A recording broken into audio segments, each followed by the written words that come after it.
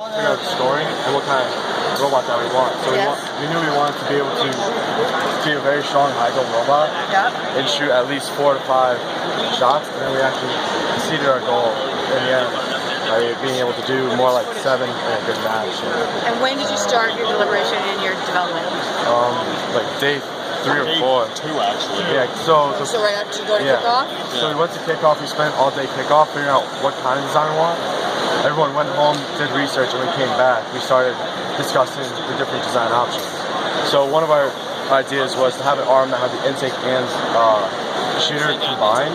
But what we were afraid of is having it pivoting in the back. We were afraid of having that have too much torque on the pivot point and not being able to lift fast enough. So we decided to go with this design, thinking it would be simpler to be able to have a separate intake, a separate shooter, and be able to have to pick the ball up in the back and shoot out the front. So when we get to the courtyard to shoot, we don't have to turn. Okay.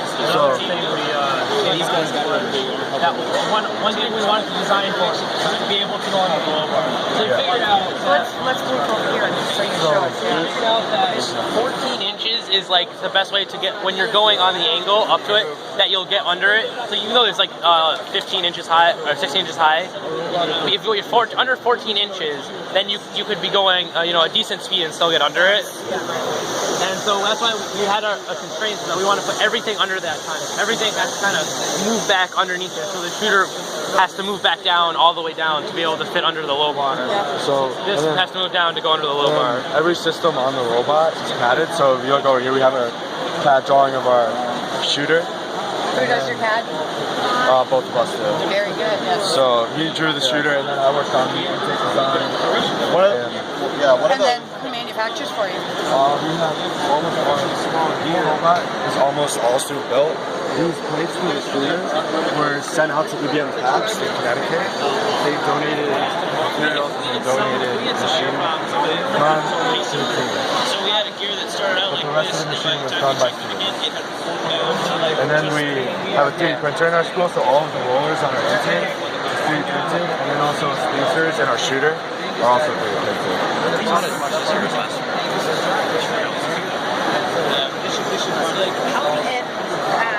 Who is 3D printing? The students. So you have your own printer? Our school has a printer, but it's pretty much run by all students. There's one teacher who just gives us permission, and then all the students on the design team know how to use the printer, so we just go in, use the printer as the printer. So you're shooting low, high? Yeah, we're able to shoot low and high.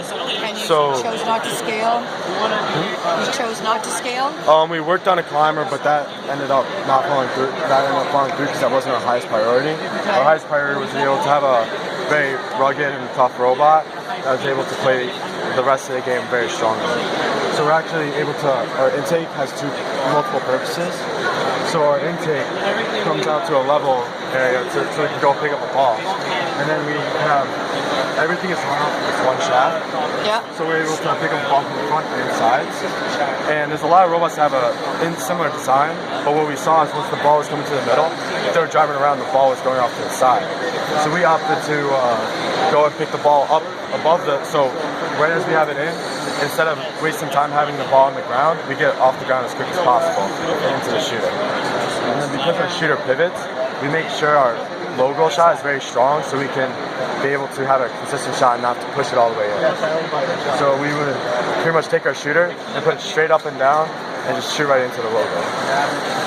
The same as the high goal shot. So how are you doing in the competition? I think we're ranked 16 in the team, so we're doing pretty well. Yeah, right. We had a few issues, but everyone has it. Being this is the first time for all of the students, we're just happy if we even get happy to be at this here. point.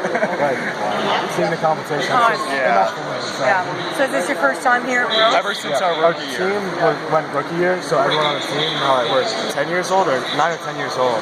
2007 was the last 2007 was the last time. Very good. So this is the first time for everybody on the team. Is there anything really unique or interesting that you'd like to tell us about your robot? I can tell you about on the shooter, you can see these holes that are in a 90-degree arc. Yes. Those allow us to change the compression on the ball depending on how the ball is usually mechanically though, you have to shift it. Yeah, we shift it mechanically. Okay. But including that, let us decide, how much do we want to compress the ball? So How did you come up with that? I just, to be honest, like, because in the Vex Pro gearboxes, what they do is they have like a little slot, so that whether you have this bigger or smaller gear for the motor, it just has to put it like on the top or bottom of that Right, spot. it's like a slider. So I thought about that for this, and I decided that that this might be something we want to. So we can move it half an inch inwards or outwards. I want to take a picture of that. All right. And do both pieces fold in to under? So, to prevent, no matter what, we made it so that we put a latch in. So our intake is up over the shooter in the beginning of the match, and then when we come down, this latch comes down. So we, no matter wherever the intake is, we can always move to make the shot. Because one thing we were worried about was having the intake all the way up. Going to bring the shooter up, we just turn the intake out of the robot. And then also, we made all of these subsystems are modular.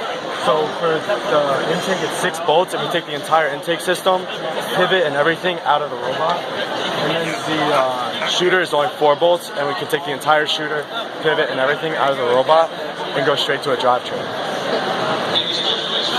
So even our wires are modular.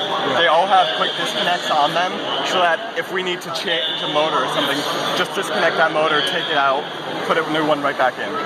So no matter what, if we have an issue, we can take the subsystem all the way off the robot to work on it, and then put it back on very quickly throughout competition. And then also, because it's such a small, compact robot, or electronics board, it's actually 2 layers. So on the lower layer, we have all of the talons and motor controllers, and on the higher layer, we have our Robo Rio and our power distribution board. And then again, saving space, we have our radio right dead center, close to the center of the robot, on the battery case. So we repurposed the battery case. So we have 6-wheel pneumatic, and then when we were testing, we found out that it was Oh, it was getting stuck. So we were considering, we didn't want to change our entire drivetrain, so this is just a roller. So as the robot comes up, it just rolls over these and gets to the next wheel. So that's us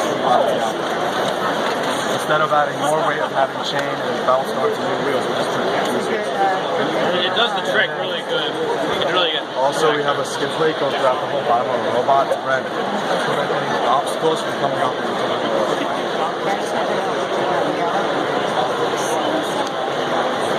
And on the wheel, we actually kill 2 birds with 1 stone. We use the spacer that we already have in the drivetrain to mount the wheel, because the Andy Mark churros are 1/2-inch hex. So instead of putting a whole shaft in for that, we just put them on the spacers. Another thing we did do in the drivetrain is we didn't use the standard way to put the wheels on. We made custom ones that steel shafts for the wheels, so it's more rigid. So normally it just kind of goes like in, and there's like nothing really stopping your feet from moving into something in the wheel brakes. But it's like it's machined so that only a very small diameter goes in compared to the actual diameter, so that you can't actually hit this. It won't like bend at all. It's like completely rigid. Because we knew the game would be pretty tough on the robot. Yeah. So how that is the shaft is 1/2 inch, and then we went on the lathe and machined it down to a 3/8 for going into the hole. So it has a hard stop. If someone hits us right here, there's a hard stop between that shaft, so it can't crush it.